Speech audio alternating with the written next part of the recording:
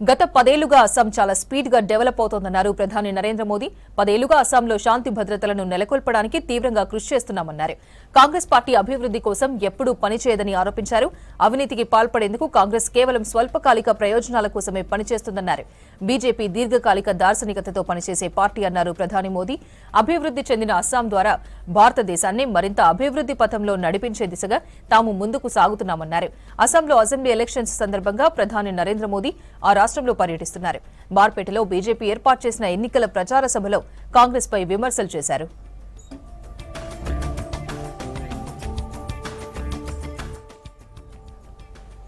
Operation Sindoor సమయంలో మన బలగాలు పాకిస్తాన్ను కేవలం కొన్ని గంటల్లోనే లొంగిపోయేలా చేశాయన్నారు ప్రధాని నరేంద్ర మోదీ. మహిళా రిజర్వేషన్ బిల్లుపై కొందరు గందరగోళం సృష్టించడానికి ప్రయత్నిస్తున్నారని ఆరోపించారు. జనాభా నియంత్రణ వల్ల ఏ రాష్ట్రానికి నష్టం జరగదని, దక్షిణ భారతదేశానికి కూడా లోక్సభ సీట్లు తగ్గవన్నారు.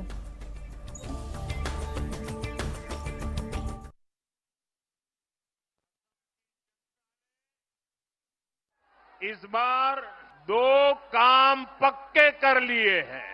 एक, असम में बीजेपी एनडीए सरकार की हैट्रिक लगेगी और दूसरा काम क्या है करने वाले पता है आपको? पता है? मैं बताता हूं। और दूसरा काम जो होने वाला है, कांग्रेस के शाही परिवार के जो नामदार है ना, जो दिल्ली में बैठे हैं, असम के चुनाव के नतीजे के बाद उनकी हार की सेंचुरी का रिकॉर्ड भी असम के लोग ही बनवाएंगे। तो बीजेपी की हैट्रिक और शाही परिवार के नामदार की पराजय की सेंचुरी आज बारपेटा का जनसलाब एक ही घोषणा कर रहा है।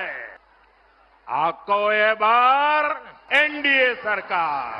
साथियों, हम सभी मां भारती की सेवा में जुटे हुए हैं। हमारा संकल्प देश को विकसित बनाना है, हिंदुस्तान को आत्मनिर्भर बनाना है और इसी संकल्प के साथ इस चुनाव में भी भाजपा आपसे आशीर्वाद मांग रही है। साथियों, कांग्रेस वो पार्टी है जो कभी दूरगामी सोच के साथ विकास के काम नहीं करती। कांग्रेस शॉर्ट टर्म काम करती है ताकि उसमें करप्शन कर सके। वहीं बीजेपी एक लंबे विजन के साथ काम करने वाली पार्टी है। हम विकसित असम से विकसित भारत के लक्ष्य को लेकर चल रहे हैं और इसलिए हमने बीते 10 साल में पूरी मेहनत से काम किया है। साथियों, बीते 10 साल असम में शांति और सद्भाव की स्थापना के थे। आने वाले साल असम की समृद्धि को विस्तार देंगे। बीते 10 साल असम को असुविधा और असुरक्षा से बाहर निकालने के थे। आने वाला समय असम की आत्मनिर्भरता का होगा।